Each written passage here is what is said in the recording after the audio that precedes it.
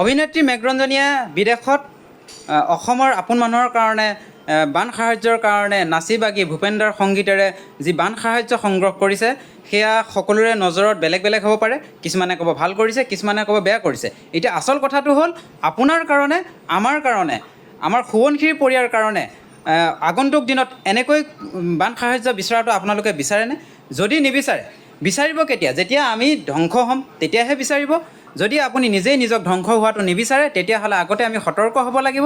সোৱণশিৰি পৰিয়াল ৰাইজক আমি অনুৰোধ কৰোঁ যাতে আমাক সকলোৱে যাতে কওক আমাক সোৱণশিৰি পাৰে পাৰে মাথাউৰিৰ প্ৰয়োজন হৈছে। কাৰণ কেলৈ ডেম যিমানেই সুৰক্ষিত নহওক কিয় ডেমৰ পৰা যে অনিষ্ট হ'ব তাৰ খাটাং। সেয়েহে সোৱণশিৰি পৰিয়াল ৰাইজক মই অনুৰোধ কৰোঁ যে আমাক মাথাউৰি লাগে। এই কথাটো আপুনি এতিয়া কেনেকৈ ক'ব? ভিডিঅ'ৰ যোগেদি আমি ক'ব লাগিব, কাৰণ ৰাজপথত আন্দোলন কৰি থাকিবৰ কাৰণে আমাৰ কাৰো হাতত সময় নাই। সেয়েহে আগন্তুক দিনত আমাৰ কাৰণে, আমাৰ পশুধনৰ কাৰণে কোনোবাই ঘাঁহ লৈ আহক, কোনোবাই ৰেচন পাতি লৈ আহক, কোনোবাই বিদেশত নাচি বাগি থাকক বান সাহায্যৰ কাৰণে।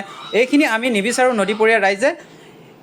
এইখিনি হোৱাটো আমি নিবিচৰাৰ কাৰণে আমাক এতিয়া মাথাউৰি এটা প্ৰয়োজন হৈছে, যিখিনি আমাৰ সুৰক্ষাৰ কাৰণে খুবেই প্ৰয়োজন। গতিকে মই সোৱণশিৰি পৰিয়াল ৰাইজক অনুৰোধ কৰোঁ মোৰ ভিডিঅ'টো শ্বেয়াৰ কমেণ্ট কৰিব। আগৰ ভিডিঅ'টোত আপোনালোকে যেনেকৈ সম্পূৰ্ণ সঁহাৰি জনাইছে তাৰ কাৰণে মই নথৈ আনন্দিত। ধন্যবাদ জ্ঞাপন কৰিছোঁ সকলোকে। এইবিলাক ভিডিঅ' আপোনালোকে পৰাপক্ষত শ্বেয়াৰ কৰি দিয়ক যাতে চৰকাৰী পক্ষই গম পাওক যে আমাৰ সোৱণশিৰি দুই পাৰে মাথাউৰিৰ প্ৰয়োজন হৈছে, লাইফ জেকেটৰ প্ৰয়োজন হৈছে। আমাৰ ভৱিষ্যত আহিবলগীয়া প্ৰজন্মৰ যাতে সুৰক্ষা হওক তাৰ কাৰণে আমি দাবী জনাইছোঁ বুলি। ধন্যবাদ।